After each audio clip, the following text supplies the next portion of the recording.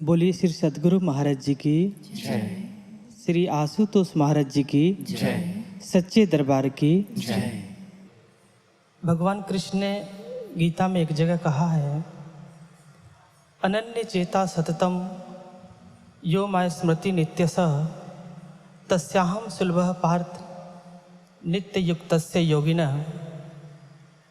भगवान कहते हैं कि जो अनन्य भाव से मेरा चिंतन करता है, मेरा स्मरण करता है, मैं अति शीघ्र उसके लिए सुलभ हो जाता हूँ। गुरु भाइयों बहनों, इस श्लोक के माध्यम से भगवान कृष्ण ने जीवन का वो सूत्र दिया कि अगर हम प्रभु को प्राप्त करना चाहते हैं तो भक्त के अंदर अनन्यता का होना अति आवश्यक है। क्योंकि अक्सर ऐसा होता है कि भक्त गुरुदेव के शरणागत होता है, ज्ञान भी मिला, सेवा भी करता है, साधना भी चल रही है, लेकिन इस अनन्यता के साथ साथ उसकी इच्छाएं, उसकी अपनी अभिलाषाएं, उसकी कामनाएं भी साथ साथ चलती रहती है। और यही कारण है कि वो अपने पूर्णत्व को नहीं प्राप्त कर पाता, क्योंकि वो अपनी इच्छाओं को छोड़ नहीं पाता। अक्सर जिसे सोच करके जो सेवक इस दरबार में आता है, गुरुदेव कई बार उसकी उन इच्छाओं को पूर्ण भी करते हैं, उसे इस मार्ग पर चलाने के लिए।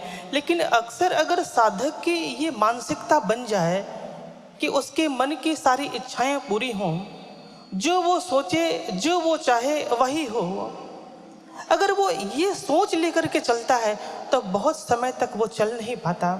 आपने देखा होगा कि कोई भी पेड़ पौधा है, उसको उसके ग्रोथ के लिए नाइट्रेट की बहुत ज़रूरत होती है। वो अपने रूट नोड्यूल से और अपने लेग्यूम से बहुत सारी वो नाइट्रेट को ग्रहण करता है। लेकिन अगर उसकी प्रवृत्ति ज़्यादा अगर बढ़ती चली जाए, अगर वो ज़रूरत से ज़्यादा वो ग्रहण करने लग जाए, तो होता क्या है कि उस पेड़ के तने और उसकी पत्तियां इतनी सर्कुलेंट हो जाती हैं कि उन पत्तियों में बहुत सारे ऐसे इंसेक्ट और माइट्स आकर के उसमें होल बनाने लगते हैं, उसमें छिद्र करने लगते हैं। और जो नाइट्रेट उस पेड़ पौधे के ग्रोथ के लिए काम आ रहा था, अब वही उनके मौत का कारण बनने वाला था। इच्छाएं होनी चाहिए, लेकिन अगर वो पवित्र नहीं है, अगर इच्छाओं में अधीरता है और ये सोच करके हम बस चलते रहते हैं कि नहीं अपनी ही मन का हो, तो फिर हमारी यही इच्छाएं, यही माइट्स बन करके और हमारे अंदर छिद्र करने लगती हैं, हमारी भक्ति को वो खोखला करने लगती हैं और व्यक्ति बहुत ज़्यादा तक वो चल नहीं पाता, वो सर्वाइव नहीं कर पाता। इसलिए संतों ने भक्तों के अंदर जिस अनन्यता की बात की, वो अनन्यता भी दो प्रकार की होती है, एक कमल की तरह और दूसरा कुमुदनी की तरह। आपने देखा होगा कि कमल और कुमुदनी ये दोनों एक ही जगह इनकी उत्पत्ति होती है, मार्सेस वेटलैंड्स में इन दोनों की उत्पत्ति होती है, लेकिन दोनों के व्यवहार और दोनों के जीवन चक्र में बहुत फर्क है। कमल जहाँ सूर्य को देख करके खिलता है, वहीं कुमुदनी चंद्रमा के शीतलता को प्राप्त करके खिलती है। दोनों के व्यवहार में फर्क है। कमल जो सूर्य से सोलर एनर्जी ग्रहण करता है, उसको केमिकल एनर्जी में परिवर्तित करके अपने जीवन को चलायमान करता है। लेकिन संध्या काल में जैसे ही सूर्य अस्त होता है, कमल भी अपनी पंखुड़ियों को समेट करके और अपने जीवन में वो भी मस्त हो जाता है। उसने अपनी पंखुड़ियों को समेटी और वो अपने स्वार्थ में केंद्रित हो गया, वो बंद करके आराम से बैठ जाता है। उसकी अनन्यता नहीं है। सूर्य से उसने ऊर्जा, तपिश, जीवन चलाने के लिए आवश्यक वस्तुएं उसने ग्रहण की, लेकिन जब उसका काम पूरा हो गया, वो विमुख हो गया। ये अवसरवादी सोच है। और ऐसे ही कुछ शिष्य होते हैं जो अवसरवादी हैं, जो अवसरवादी सोच के कारण दरबार में आते हैं, गुरु के चरणों से जुड़ते भी हैं, साधना सेवा के बदले उनकी ये भावनाएं बनी रहती हैं कि कहीं कुछ न कुछ हमें मिले, चाहे संसार में मिले, चाहे अध्यात्म में मिले। उनकी ये अधीरता, वो इच्छाएं वो जाती नहीं है। और जैसे कई बार गुरु चलाने के लिए जब कुछ देते हैं तो वो कमल की तरह वो भी विमुख हो जाता है। जब पे बैक करने का समय आता है कुछ करने का गुरु के लिए, तो अपने में सिमट गया, घर परिवार रिश्ते नाते, उससे उसको फुर्सत नहीं है। ये अवसरवादी सोच है कमल का। और जब कोई व्यक्ति ऐसी सोच लेकर के चलता है तो बहुत समय तक वो चल नहीं पाता।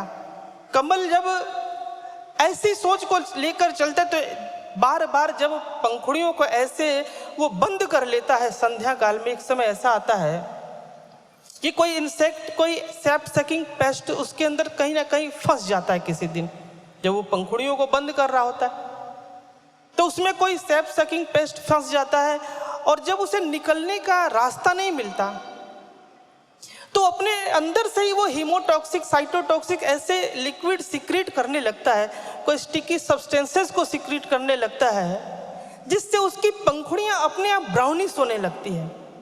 और कमल के आसपास उसके तने में ऐसे वस्कुलर विल्ट पैदा होने लगता है कि कमल कीचड़ में कीचड़ बन जाता है।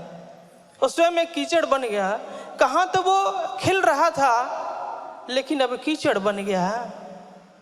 यही होती है कि जब अवसरवादी जब सोच लेकर के व्यक्ति चलता है तो उसके अंदर एक समय आने के बाद अपने आप एक वस्कुलर विल्ट पैदा होना शुरू हो जाता है। जगह जगह दाग धब्बे अपने आप बनने लगते हैं उसके आचरण में, उसके व्यवहार में, उसके कर्मों में, और धीरे धीरे वो खत्म हो जाता है। ये मानव का स्वभाव है कि वो अपनी स्वार्थी सोच को वो छोड़ नहीं पाता।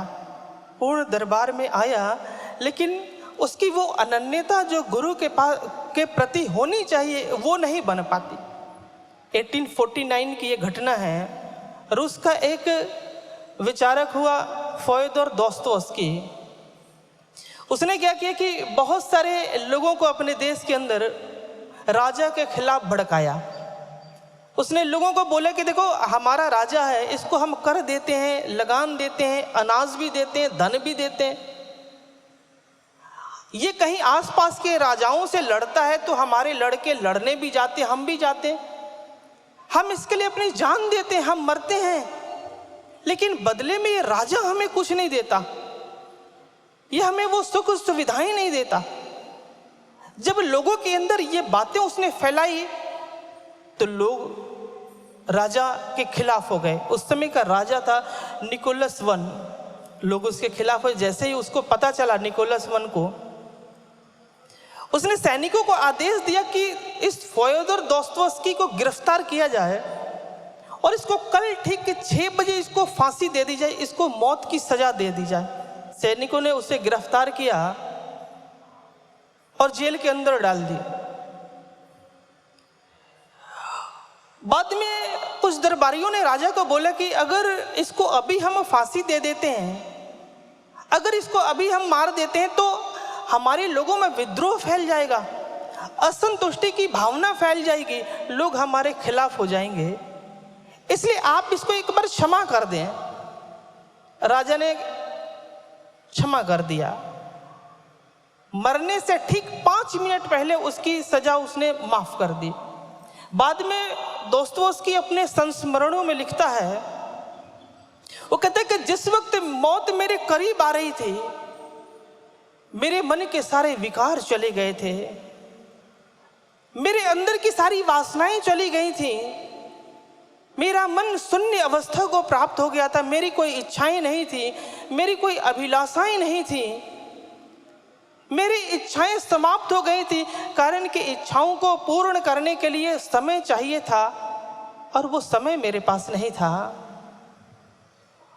मेरा मन इतना शांत हो गया था कि मुझे ऐसा लग रहा था कि जो भारतीय ऋषियों ने शांति की शून्य अवस्था की बात की है, शायद ये वही अवस्था है जो मुझे लग रहा। लेकिन हम देखें क्या दोस्तोवस्की की ये भावनाएं, ये एक निष्ठता क्या हमेशा वो बनी रही, एक जैसी रही? नहीं। जैसे उसको माफी मिली, वो फिर से उन्हीं सुख सुविधाओं, घर परिवार, रिश्ते नाते, उन सारी चीजों में खो गया, रंग तमाशों में खो गया। ये होता है व्यक्ति का स्वभाव कि जैसे स्वार्थ पूरा हुआ, उसका अवसर पूरा हुआ, वो कहीं खो जाता है। उसकी एक निष्ठता, वो अनन्यता रह नहीं पाती है। और जब ऐसी एक निष्ठता जिस सेवक की रह नहीं पाती और वो गुरु से सिर्फ अपने स्वार्थ के लिए जुड़ता है, तो वो होता कैसा है कि एक बार भगवान कृष्ण जब शांति के का समझौता लेकर के जब हस्तिनापुर की तरफ जाने लगे, तो शकुनी वहां पर दुर्योधन को कहते कि कृष्ण आ रहे हैं, तुम उनका स्वागत करो, उनको प्रसन्न करो। तो दुर्योधन कहता है कि वो आ रहे हैं तो मैं उनका स्वागत क्यों करूं, मुझे इसकी क्या जरूरत है। तो शकुनी समझाता है कि देखो, अगर वो प्रसन्न रहे तो आने वाले समय में हो सकता है कि महाभारत का युद्ध हो, तो उस वक्त कृष्ण और उसकी सेनाओं का साथ होना यह बहुत जरूरी है। इसलिए तुम किसी भी तरह कैसा भी करके कृष्ण को प्रसन्न करो। जब भगवान कृष्ण हस्तिनापुर आते हैं, दुर्योधन उनका भव्य स्वागत करता है, उनका बहुत भव्य स्वागत करता है, उनकी रहने की सारी व्यवस्थाएं महल में करता है और उनको कहता है भगवान कृष्ण को कि आप मेरे महल में पधारें, आज हमारे घर रुके आप। लेकिन भगवान कृष्ण मना कर देते हैं। आप देखो कि दुर्योधन कृष्ण के प्रति अपनी श्रद्धा, अपनी भावना, अपनी समर्पण को प्रकट तो कर रहा, लेकिन उसके पीछे उसका भाव क्या है? वही स्वार्थी सोच कि कुछ मिले। जैसे एक जोक होता है ना, जोक को देखा हुआ, वो कहीं किसी से भी चिपकता है, उसकी एक ही प्रवृत्ति रहती, चाहे वो मनुष्य हो चाहे जानवर, जिससे भी चिपकेगा वो खून पीता है। आप जब उसको छुड़ाओगे, जब खींचोगे तो वो छोड़ता नहीं है, क्योंकि अपने हुक को ऐसे वो फंसा के रखता है कि आप खींचोगे तो वो टूट जाएगा लेकिन छोड़ेगा नहीं। उसकी ये प्रवृत्ति है खून पीने की। वो जहां भी जिससे भी जुड़ेगा वो खून पिएगा। उसको छुड़ाने का एक ही तरीका होता है कि आप उसके ऊपर कोई सॉल्टी एलिमेंट को आप डाल दो, तो उसे जोक के अंदर से एक ऑस्मोटिक प्रेशर जनरेट होने लगता है। उसके अंदर का पानी उसके त्वचा को फाड़ के बाहर आने लगता है, उसके सारे सेल्स काम करना बंद कर देते हैं और इसी को रिवर्स ऑस्मोसिस कहते हैं। और यही होता है कि हमारे अंदर की जो इच्छाएं जो दबी पड़ी हैं, अचानक वो ऑस्मोटिक प्रेशर जनरेट करने लगती। जब भगवान कृष्ण ने दुर्योधन को मना कर दिया, जब कहते कि नहीं मैं विदुर के यहां जाकर रुकूंगा, तो दुर्योधन उस जोक की प्रवृत्ति वाला दुर्योधन अपने अंदर, उसके अंदर से वही ऑस्मोटिक प्रेशर जनरेट होने लगा और कृष्ण को उलाहने देने लगा। कहते कि हमते विदुर कहाँ है नीको, जाकी झुगिया में तुम बैठो, कौन बड़प्पन पायो, जात पात कुल हिते न्यारो, दासी को जायो। वो जोक वाली प्रवृत्ति उसके अंदर से बाहर आने लगी और कहने लगा कि हमते विदुर कहाँ है नीको, ये मेरे से श्रेष्ठ और महान कैसे हो गया। झुग्गी झोपड़ी में रहने वाला विदुर, जात पात कुल हिते न्यारो, दासी को जायो, दासी का पुत्र है, और ताकि झुगिया में तुम बैठो, कौन बड़प्पन पायो, तुम्हें कौन सा सम्मान मिलने वाला है, तुम्हें कौन सा बड़प्पन मिलने वाला है विदुर की कुटिया में। कृष्ण को वो उलाहने दे रहा। लेकिन भगवान कृष्ण कहते हैं दुर्योधन, जहां अभिमान तहां मैं नहीं, कि जहां अभिमान है, जहां स्वार्थ है, वहां मैं नहीं हूं। और बात है विदुर की, तो विदुर हमारो प्राण ते प्यारो, विदुर मेरे प्राणों से भी प्यारा है। आप देखें कि विदुर की क्या भावनाएं रही होंगी, क्या उसकी श्रद्धा रही होगी, क्या उसका प्रेम, क्या उसकी एक निष्ठता रही होगी कृष्ण के प्रति। कि कृष्ण जो बात कभी युधिष्ठिर के लिए नहीं बोला, आज विदुर के लिए कह रहे हैं कि विदुर हमारो प्राण ते प्यारो, कि विदुर मेरे प्राणों से भी प्यारा है। भगवान आज विदुर के प्रेम, उसके निष्ठा, उसकी भक्ति को एक आयाम दे रहे हैं। और कह रहे कि मेरे प्राणों से भी प्यारा है। वो भक्त भगवान के भी प्राणों से प्यारा बन जाता है जिसके अंदर वो एक निष्ठता रहती है, जिसके अंदर गिले शिकवे नहीं है। कभी विदुर ने कोई गिले शिकवे नहीं की कि ये दुर्योधन के सरपरस्ती में मुझे क्यों रख दिया, मुझे इतने कष्ट क्यों मिल रहे हैं, मुझे इस दुष्ट के साथ क्यों लगा दी और मुझे इतना गरीब क्यों बना दिया। कोई गिला नहीं, कोई शिकवा नहीं। उसकी एक निष्ठता हर परिस्थितियों में बनी हुई है। वो अवसरवादी नहीं है। कई बार हम अवसरवादी बन जाते हैं सब पाने के बाद, लेकिन विदुर की वो भाव नहीं है।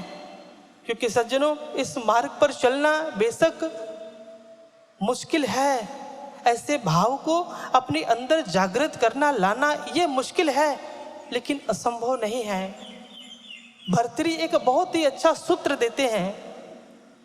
वो कहते हैं कि जब मैं गुरु गोरक्षनाथ जी के पास गया, बहुत सालों तक मैंने सेवाएं की, साधना भी की, उनकी आज्ञाओं में भी चला, लेकिन पीछे महल का जो आकर्षण है, जो सुख है, वो सुविधाएं हैं, वो मेरा पीछा नहीं छोड़ रही थी।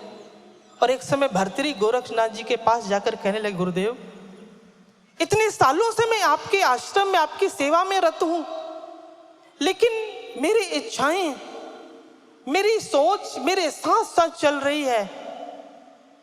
और जब ये बात गोरक्षनाथ जी को कहते हैं तो गोरक्षनाथ जी कहते हैं कि भर्तृहरि, जहां से चलकर तू वापस होने की सोचने लगता है, जहां से जाकर ठहर जाता है, तेरा मन विचलित होने लगता है, ठीक वहीं से रास्ते खुलते हैं। बस वहीं से, जहां से वापस आ रहा, सारी समस्याओं के समाधान का सूत्र वही है। बस तू एकनिष्ठ होकर मेरे चरणों में ध्यान लगा, तू प्रयास कर, ये तेरा प्रयास बेकार नहीं जाएगा। एक दिन तू अपने लक्ष्य को सिद्ध करेगा। और भर्तृहरि अपने लक्ष्य को सिद्ध करते हैं। आने वाले समय में नाथ संप्रदाय में एक महान संत बन जाते हैं। सज्जनों, ये प्रयास, निरंतरता बनी रहती है। अपना अवलोकन जब बना रहता है तो व्यक्ति अपने उद्देश्य को प्राप्त करता है। उसके अंदर भी वो भावनाएं, वो श्रद्धा, वो एक निष्ठता वो जगती है। गुरुदेव कृपा करके ये गुण उसके अंदर भरते हैं। और ये गुण भरत के अंदर आई। जब भरत राम जी के तलाश में जब वो आगे बढ़ते हैं चित्रकूट की तरफ, तो रास्ते में निषाद राज जी से उनकी मुलाकात होती है। तो वशिष्ठ जी भरत से कहते कि भरत, ये निषाद राज तुम्हारे भाई राम के मित्र हैं।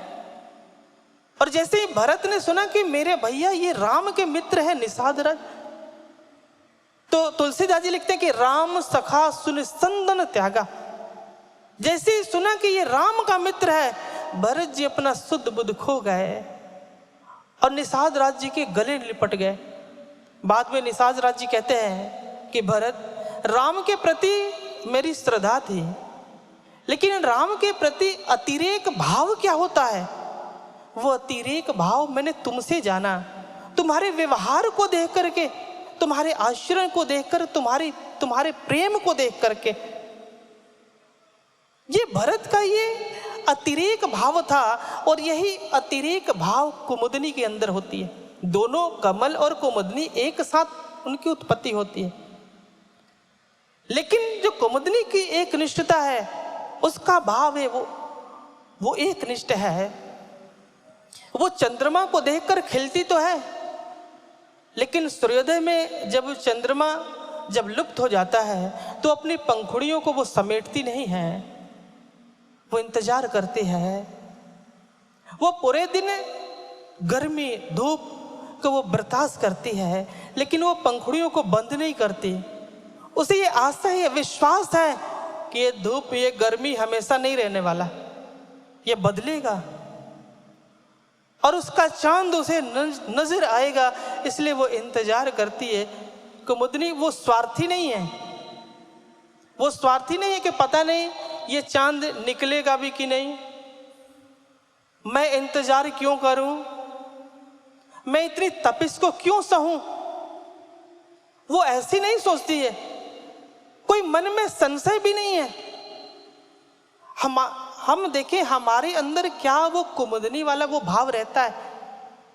हमारे अंदर अगर आकर कोई कुछ बोल दे कि महाराज जी समाधि में गए हैं, पता नहीं कब आएंगे, आएंगे कि नहीं आएंगे, और आएंगे तो पता नहीं कब आएंगे, कोई कुछ ना भी बोले तो भी हमारे अंदर वो बातें वो चलने लगती हैं, और हम कमल की तरह स्वार्थी बन करके अपनी पंखुड़ियों को हम समेट करके कहीं साइड चले जाते हैं। लेकिन कुमुदनी का वो भाव नहीं है। वो गर्मी, वो धूप उसके विश्वास को हिला नहीं पाती, वो उसको डिगा नहीं पाती, उसे कमजोर नहीं कर पाती। वो खोल करके रखती है अपनी पंखुड़ियों को, वो इंतजार करती है, वो इंतजार करती है। आप देखोगे कमल बहुत प्रसिद्ध है, उसको सभी जानते हैं, लेकिन कुमुदनी को बहुत सारे लोग नहीं जानते। लेकिन इस बात के भी उसको कोई गिले शिकवे नहीं है।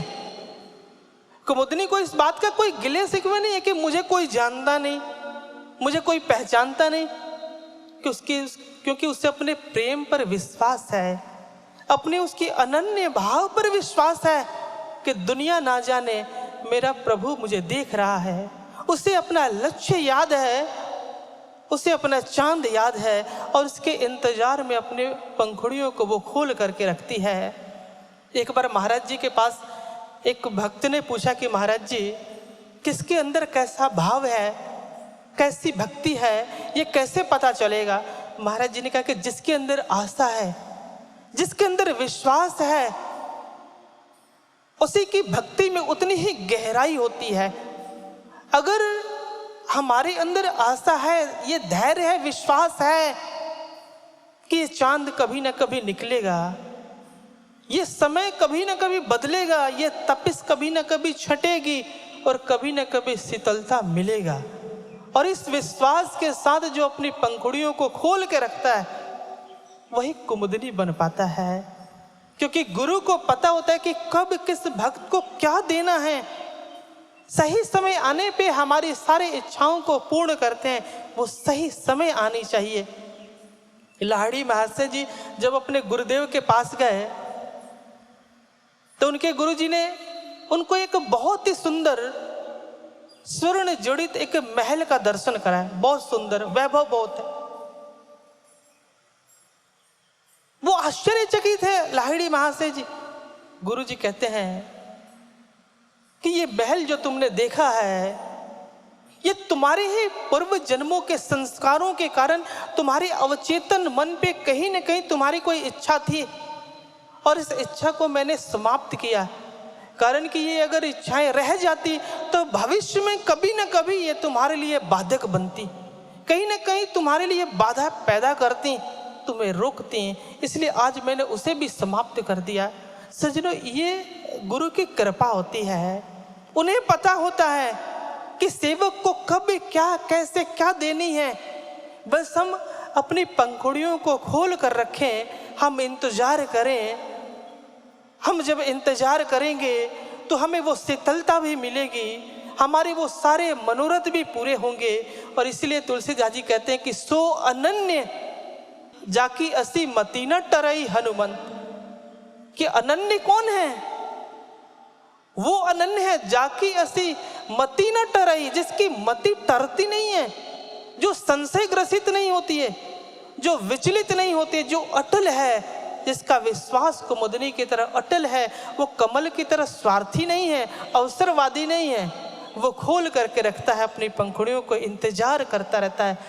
और जब इंतजार करती है कुमुदनी तो उसका इंतजार एक समय पूर्ण होता है। जितना उसने सूर्य के तपिश और गर्मी से जो शीतलता खोई थी, कुछ समय के उपरांत चंद्रमा सब कुछ उसे दे देता है। और उसके इसी प्रेम के कारण उस कुमुदनी का जो चांदनी रंग है वो कभी फीका नहीं पड़ता।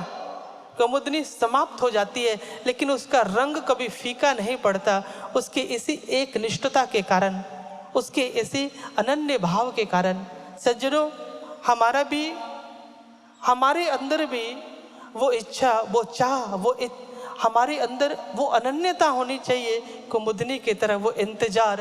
और जब ऐसा इंतजार हमारे अंदर भी रहेगा, हम भी इस सोच को लेकर इस मार्ग पर चलेंगे, तो निस्संदेह एक समय आएगा कि गुरुदेव अपनी कृपा, अपनी दया और करुणा से हमारे अंदर भी वो शीतलता, हमारे अंदर भी वो प्रेम भरेंगे और इसी विश्वास के साथ हम अपनी पंखुड़ियों को बस खोल के रखें।